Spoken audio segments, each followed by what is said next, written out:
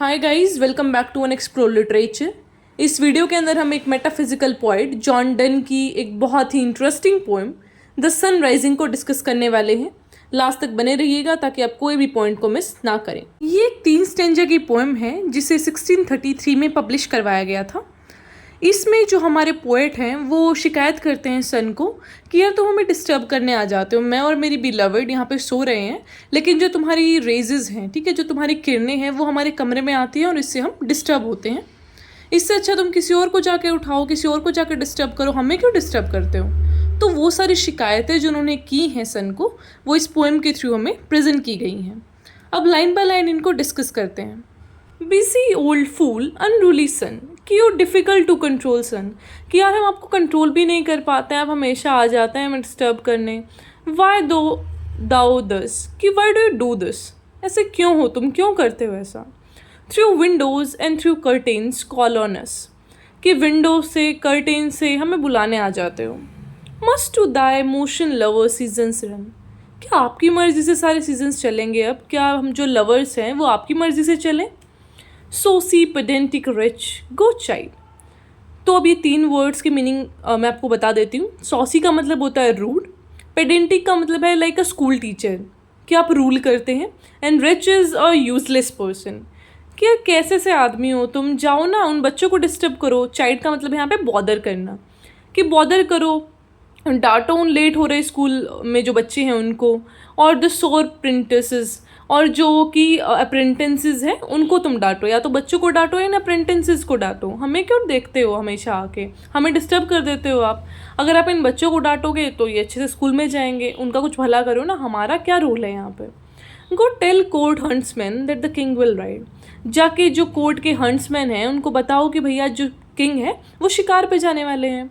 Call countries ants to harvest offices, जो countries ants हैं यहाँ पे उसका मतलब है फार्मर्स, कि जो कंट्री के आंट्स हैं उनको बोलो कि अपने ऑफिसेस में जाएं। अब फार्मर का ऑफिस क्या है, उसका खेत, कि आप जाइए और अपने जो खेत है उसमें काम कीजिए। Love all alike no seasons no no clime, कि प्यार तो हमेशा सेम ही रहता है, कोई सीज़न उसे रूल नहीं कर सकता। Nor hours days months which are the rags of time, कि जो पीसीज हैं टाइम के, days month years and this all this cannot change our love. फिर आता है सेकंड स्टेंजा, जहाँ पे जो हमारे पोएट हैं वो बोलते हैं thy beam so reverend and strong, कि जो आपकी किरणें हैं वो बहुत ज़्यादा स्ट्रॉन्ग हैं। सो रेवरेंड यहाँ पे बोला गया है, क्रिश्चियन प्रिस्ट को बोलते हैं रेवरेंड, ये टाइटल दिया जाता है क्रिश्चियन प्रिस्ट को। तो बताया गया है कि कितनी पावरफुल तरीके से, जो एक पावर का सिंबल है ये रेवरेंड। वाई शुडन दाउ थिंक, कि आप ऐसा सोचते क्यों नहीं है इस चीज़ के बारे में जो मैं आपको बता रहा हूँ। I could eclipse in cloud them with a wink, कि मैं जो तुम्हारी किरणें हैं उनको एक पलक झपका के ख़त्म कर सकता हूँ, लेकिन but that I would not lose her site so loan, लेकिन मैं ऐसा नहीं करूँगा क्योंकि अगर मैंने आँख बंद कर ली तो मैं अपनी बिलविड को नहीं देख पाऊँगा। और ये जो विंक करने से और खोलने तक का टाइम है, इतनी देर तक मैं उसकी नज़रों से दूर नहीं हट सकता। If her eyes have not blinded दाइन, जो उसकी आँखें हैं वो तुम्हें अंधा कर सकती हैं, मतलब she is so beautiful, and जो भी एक उसका ब्यूटी है वो बताया गया है। Look and tomorrow's late tell me, कि कल आना और मुझे बताना whether both the Indies of spice and mine, जो दोनों इंडीज़ हैं उनके स्पाइसेस और मैं, सारी चीज़ें यहाँ पे हैं जहाँ पे तुमने कल छोड़ी थी या फिर चेंज हुई हैं। Be where thou left is them or lie here with me, क्या वहीं पे हैं या फिर यहाँ मेरे साथ अभी लेटी हुई हैं। आस्क फॉर दोज किंग्स हुम दाउ सोवेस्ट यस्टरडे, उन किंग्स को भी जाके देखना जिन्हें तुमने कल वहीं पे छोड़ा था। एंड दाउ शिल हियर, एंड वो सारी बातें भी सुनना उनकी। ऑल हेयर इन वन बेडलिंग, और ये जो सारी चीज़ हैं, जो पूरा एक सिस्टम चलता है सोसाइटी का, एक जो पूरा यूनिवर्स है वो इस बेड पे लेटा हुआ है। वो अपनी बिलविड की तारीफ़ करते हुए चीज़ें बोलते हैं कि पूरा जो संसार है वो मेरी बिलविड में बसता है।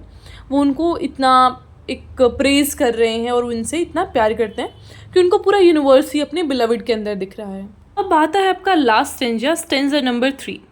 She is all states and all princess I nothing else's, कि जो मेरी बिलविड है वो ही सारे स्टेट्स है, वो ही सारे प्रिंसेस है, मेरे लिए कोई रूलर नहीं है, मेरे लिए कोई अलग लैंड नहीं है। She is everything for me, princess do but players compare to this, कि जो सारे प्रिंसेस हैं वो हमें मिमिक करते हैं। प्ले इज़ यहाँ पे वो ड्रामे वाला प्ले, कि वो हमें मिमिक करते हैं। Compare to this all honours mimic all wealth alchemy, कि जो सारे ऑनर हैं, जो सारी पदवियाँ हैं, वो भी सारे मिमिक करते हैं, और जो सारा वेल्थ है वो एक मैजिक पावर की तरह है जो कभी भी चेंज हो सकता है। And thou sun art half as happy as we, and we are so much happy आपके कंपैरिजन में, in that the world's contracted thus, कि हमारे अंदर ही जो पूरा वर्ल्ड है वो सिमटा हुआ है। Thine age asks ease and since thy duties be, thine age ask का मतलब है कि आपकी उम्र है अब आराम करने की, लेकिन आपकी कुछ ड्यूटीज़ भी हैं। टू वार्म द वर्ल्ड, जो पूरा वर्ल्ड है उसको गर्मी देना, and that's done in warming us, और वो आप पूरी कर चुके हैं हमें वार्म करके, क्योंकि हमारे अंदर ही तो सारा संसार बसता है।